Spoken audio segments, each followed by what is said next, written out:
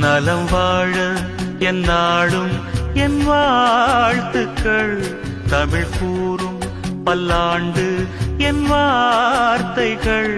இளவேனில் உன் வாசல். மனிதர்கள் சில நேரம் நிறம் மாறலாம், மனங்களும் அவர் குணங்களும் தடம் மாறலாம். இலக்கணம் சில நேரம் பிழையா. கிழக்கினில் தினம் தோன்றும் கதிரானது மறைவதும் பின்பு உதிப்பதும் மரபானது. கடல்களில் உருவாகும் அலையானது மறைவதும் பின்பு உதிப்பதும் மரபானது.